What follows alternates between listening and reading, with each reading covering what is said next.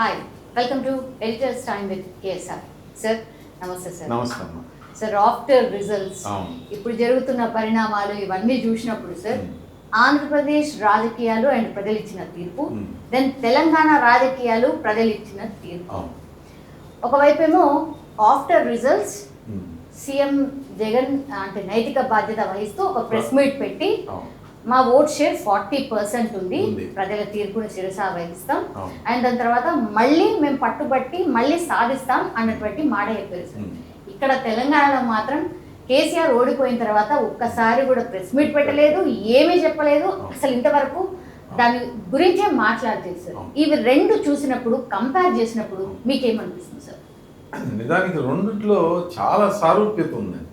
అంటే ఇప్పుడు కొత్తగా ఓడిపోయిన వ్యక్తి జగన్మోహన్ రెడ్డి గారు, ఈ 6 నెలల క్రితమే ఓడిపోయిన వ్యక్తి మరి కేసీఆర్ గారు. వీళ్ళిద్దరూ కూడా భావసారూప్యం వీళ్ళిద్దరిలో కూడా చాలా ఎక్కువగా ఉంది. ఆ ఓటమికి కారణమైన కారణాలు కూడా ఇద్దరికి ఒకటే.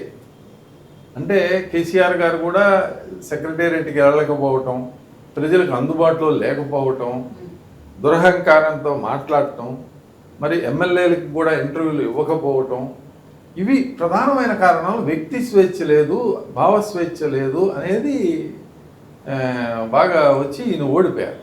ఇది ఆర్థికంగా బలమైన పార్టీ భారతీయ జనతా పార్టీ తర్వాత భారత్ అనే పెద్ద పార్టీ. ఆ స్వయంకృప్త అపరాధ వాటితోటి ఆయన పోయారు. ఆయన పోయిన తర్వాత కూడా ఆయన కూడా తదుపరి కూడా పరిశీలన కూడా చేసుకోలేదు. ఆయన కనీసం ఒక ప్రెస్ మీట్ పెట్టి గవర్నర్ దగ్గరికి వెళ్ళి, సాంప్రదాయం ఏంటంటే 10 సంవత్సరాలు సుదీర్ఘకాలం మీరు సీఎంగా ఉన్నప్పుడు governor is representative of state as a first సిటిజన్గా మీకు ప్రజలు ఎలా చూస్తారంటే మీరు ప్రోటోకాల్ని గౌరవిస్తున్నారా లేదా అనేది చూస్తారు. ఆ గవర్నర్ పదవినే మరి ఆపాదించారు ఆయన. అది తమిళసై గారు ఉన్నప్పుడు మీరు రికగ్నైజే చేయాల, హాయిస్ చేయడానికి అవకాశమే ఇవ్వలేదు. ఆమె సమ్మక్క సారక్క జాతరకు వెళ్తానంటే ఆమెకు ప్రోటోకాల్ ఇవ్వకుండా ఈ కట్టడి చేశారు. ఇలాంటి పనులన్నీ చేసి చివరికి ఆ రిజిగ్నేషన్ కూడా మొహం చుట్టం ఇష్టం లేక ఆయన తన సంబంధిత ప్రోటోకాల్ వ్యక్తి ద్వారా పంపించారు. అదే జగన్మోహన్ రెడ్డి గారు కూడా చేశారు. మరి ఆయన మంత్రులు ప్రమాణ స్వీకారాలు చేయించినప్పుడు ఆయన ఇంటికి వెళ్ళి అన్నీ మాట్లాడి వచ్చిన జగన్మోహన్ రెడ్డి గారు ఓడిపోతే ఉంది. రాజకీయాల్లో గెలుపోవటం సర్వసాధారణం. ఈరోజు గెలుస్తారు, రేపు ఓడిపోతారు. కానీ మీరు ఆ ప్రోటోకాల్ పాటించి ఆయన దగ్గరికి వెళ్ళి 4 మాటలు చెప్పి వచ్చినట్టయితే బాగుండేది. జనరల్గా ఏం చేస్తారు, సరే ఆపద్ధర్మ ముఖ్యమంత్రిగా కొన్నాళ్ళు ఉండనగా ఊడిపోతుంది, ఆ సెక్యూరిటీ వాళ్ళు ఇప్పటికే వెళ్ళిపోయారు. కేసీఆర్ గారికి కూడా అంతే, 1-2 కారుల్లో ఆయన ఫామ్ హౌస్కి వెళ్ళిపోయారు. తర్వాత కేసీఆర్ గారికి ఏమొచ్చిందంటే మళ్ళీ ఎలక్షన్స్ వచ్చింది, ఏది పార్లమెంట్ ఎన్నికలు. ఆ పార్లమెంట్ ఎన్నికల్లో ఆయన ఒక భీకరమైన కసరత్తు చేశారు. అంటే కంబ్యాక్ ట్రయల్కు ఆయన అవకాశాలు అన్నీ పరిశీలించారు. కనీసం 5 స్థానాలన్నా గెలుచుకుందాము అని చెప్పి ఆ 5 స్థానాలన్నీ గెలుచుకుందాము అని అనుకున్నారు. కానీ కవిత గారిది అరెస్టు కొనసాగుతూ ఉంది. అక్కడ ఆయనకి దిక్కుదోచని పరిస్థితి, గత్యంతరం లేని పరిస్థితి. ఇక్కడ ముంచుకొస్తున్న కేసులు కేవలం కేసీఆర్ గారు కానీ ఆయన కుటుంబం కానీ రాష్ట్ర ప్రభుత్వం పెట్టే కేసులు ఎదుర్కోవాలి అని అంటే అది చాలా కష్టతరమైన సమస్య. ఫోన్ ట్యాపింగ్ కానీ, మేడిగడ్డ జ్యుడిషియల్ ఎంక్వైరీ జరుగుతుందండి ఇప్పుడు. ఇక గొర్రెల పంపకం, ఇలా విద్యుత్ కుంభకోణం కానీ, ఫార్ములా 1 రేస్లో అకారణంగా 40 కోట్లు పైగా మరి అదే ఎలక్షన్ సమయంలో ఇలాంటి కుంభకోణాలు ఎన్నో ఉన్నాయి.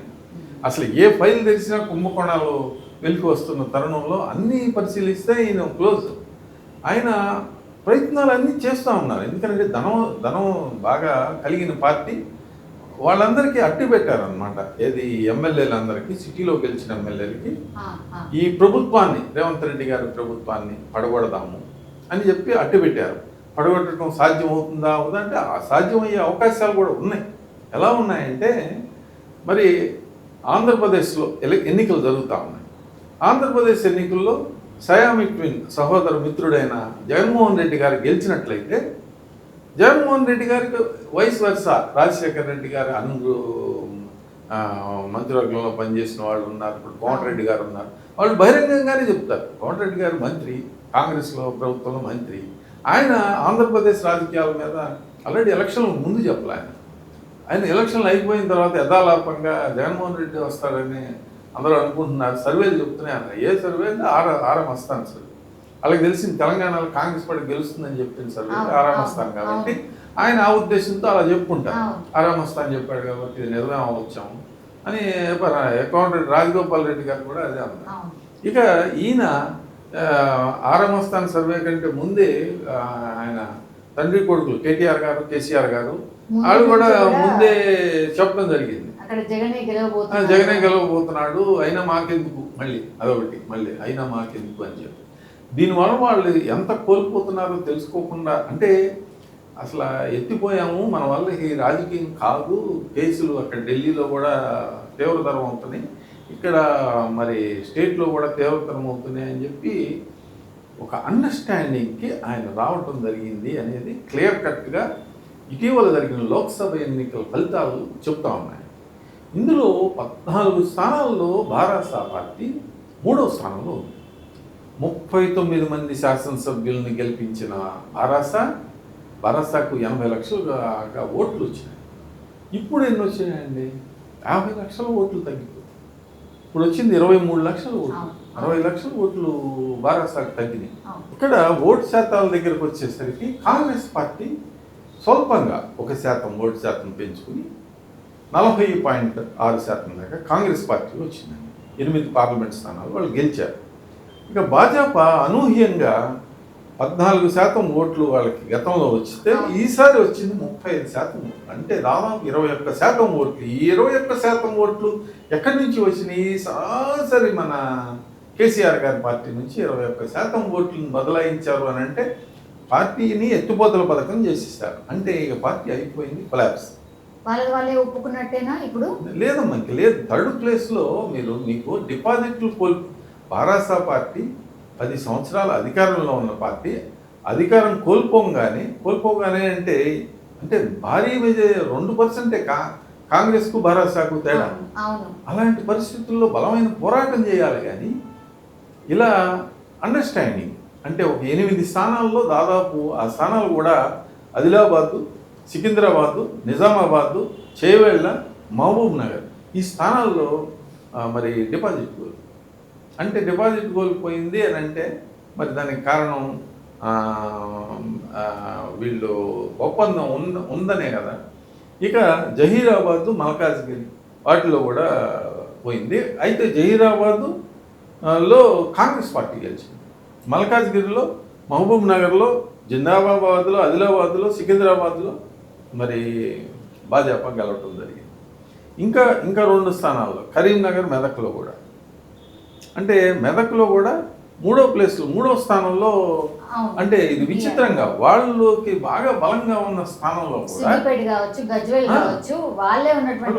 ఉన్న స్థానంలో కూడా వాళ్ళు 3వ స్థానంలోకి రావటం అది విశేషంగా చెప్పవచ్చు. వాళ్ళు బాగా అంటే దాదాపుగా చాలా స్థానాల్లో 2-3 స్థానాలు తప్పితే 2వ ప్లేస్ వచ్చినది చాలా తక్కువగా ఉన్నాయి భారత్. కాబట్టి ఈ పరిస్థితుల్లో ఈ పార్టీని వాళ్ళు రన్ చేయగలగటము అనేది అది ఇంపాసిబుల్ అండి. రెండోది, ఈ విషయాన్ని ముందే పసిగట్టారో ఏమో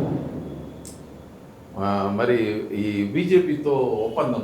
ఆంధ్రప్రదేశ్లో వీళ్ళకున్న మిగిలి ఉన్న ఒకే ఒక ఆశ, ఆంధ్రప్రదేశ్లో జగన్మోహన్ రెడ్డి గారు గెలుపు.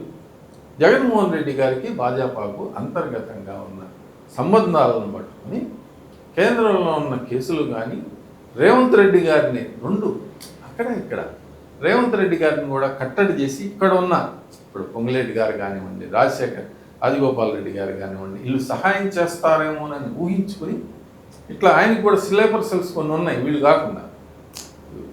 కాకుండా కొన్ని స్లీపర్ సెల్స్ ఉన్నాయి కాంగ్రెస్ పార్టీ. కనిపిస్తుంది ఏమో వీళ్ళు మాత్రం, లోపల మాత్రం చాలా మంది కోవట్లు ఉన్నారని చాలా మంది మాట్లాడండి సార్, చాలా టైమ్స్ మాట్లాడారు.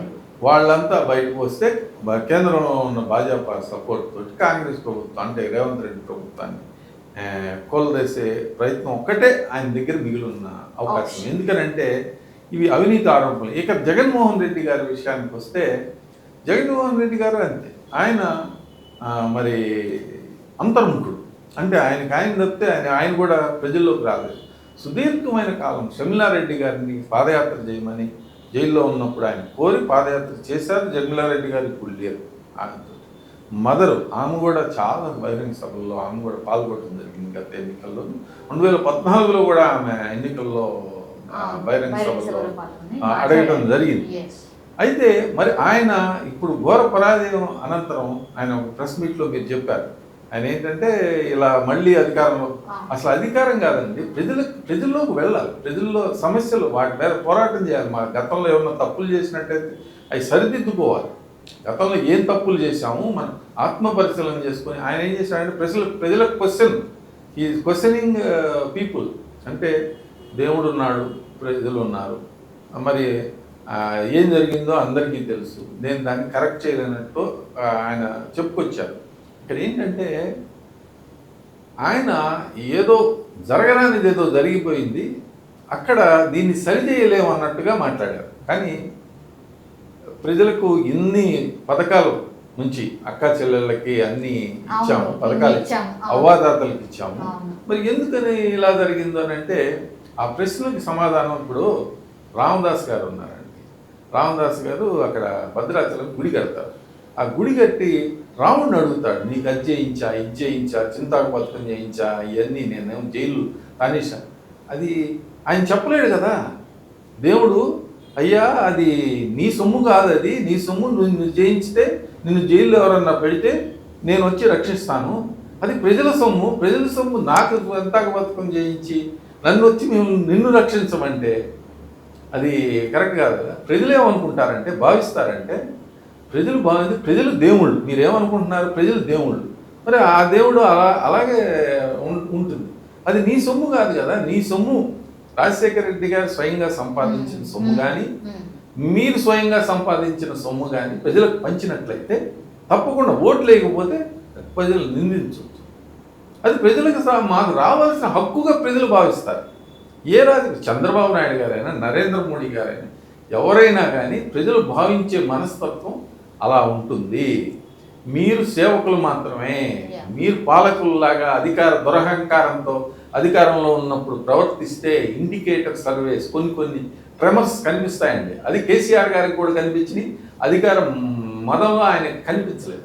అధికారం పొరలు కప్పినప్పుడు ఆ కళ్ళకి ఆ అధికారం అనే పొరలు కప్పినప్పుడు కనిపించవు. ఆయన కూడా బై ఎలక్షన్స్లో ఓడిపోయాడు. అవి ఇండికేటర్స్, నీకు ప్రజలు హెచ్చరికలు పంపుతున్నారు. ఏముందిలే మా దగ్గర ధనం ఉంది అనే అహంకారంతో ప్రజలను మళ్ళీ కొత్త ప్రామిసులతోటి మభ్య పెడదాము అనే ఆలోచనలు చేస్తే కరుగాల్చి వాళ్తారు. తెలంగాణలో ఏమంటారంటే కరుగాల్చి వాత పెడుతుంది, కరుగాల్చి వాత పెట్టించుకుంటారు అంతే. ఇక ఆంధ్రప్రదేశ్లో బటన్ నొక్కుడు, నేను బటన్ నొక్కుతున్నాను, ఎవరు నొక్కుతున్నావు, మీ అఫిషియల్ మీ కంపెనీ అకౌంట్లోకి వెళ్ళి ఆ డబ్బులు ఏమన్నా బటన్ నొక్కి ప్రజలకు ఇచ్చారా, అప్పు తీసుకొచ్చి ఇస్తున్నారు అనేది ప్రజలకు కూడా తెలిసిన విషయమే కదా.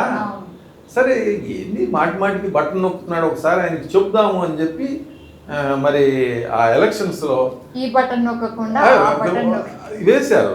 బటన్ అంటే పేపర్ మీద వేశారు. ముందు స్వయంగా పత్రం ద్వారా చూపించారు. పట్టభద్రుల ఎన్నికల్లో 3 స్థానాల్లో ఓడించారు. ఆయనకి అప్పటికి కూడా అసలు నేను బటన్ నొక్కింది మీకు కాదు, నేను వేరే వాళ్ళకి నొక్కాను అని చెప్పి వక్ర భాష్యాలు చెప్పుకొని సంతృప్తి పరుచుకొని ఒక కోటరి ముసుగులో, అంటే రాజరికంలో కూడా అండి రాజుకు పక్కన బంది మాగదులని చేస్తారు.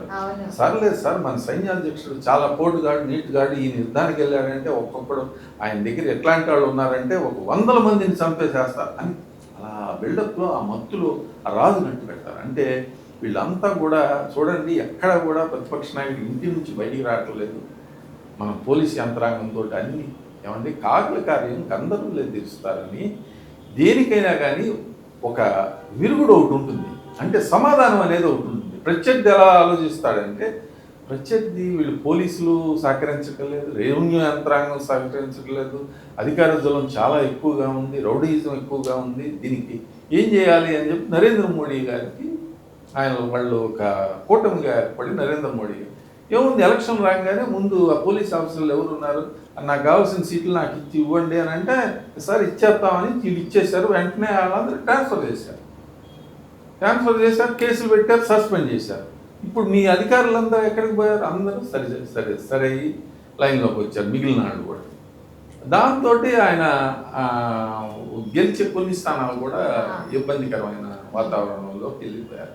అందుకని ప్రజలు ఆ బటన్ నొక్కటం అనే దానికోసం కొన్ని ఇండికేటర్స్ జగన్మోహన్ రెడ్డి గారికి చాలా కాలం క్రితమే పంపించారు.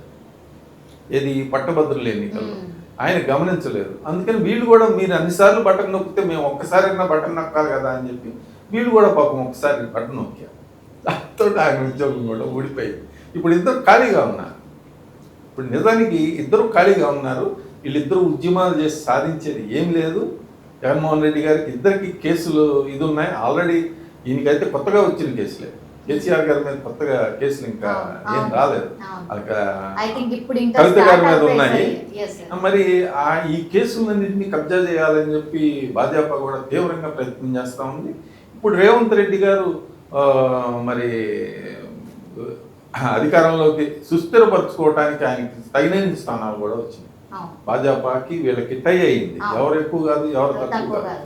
ఇక్కడ ఏంటంటే బీజేపీకి అనుకూలించిన అంశం మరి మజ్లిస్ బహిరంగంగా కాంగ్రెస్ పార్టీకి ఈసారి సపోర్ట్ చేయటం అనేది అది తెలంగాణలో అనుకూలించిన అంశం కాదు. వాళ్ళకి అనుకూలించే అంశం బారాసా క్లోజ్ అయిపోయి బారాసా శ్రేణులందరూ కూడా మొత్తం అంతా టోకెన్ కొనేసినట్లు అయిపోయింది. భాజపా ఇప్పుడు కాషాయం అయిపోయింది. ఇప్పుడు డైరెక్ట్ వీళ్ళిద్దరే ఫైట్ ఏది జరిగినా కానీ వీళ్ళిద్దరి మధ్య బరాబర్ ఫైట్ జరిగే అవకాశం ఉంది.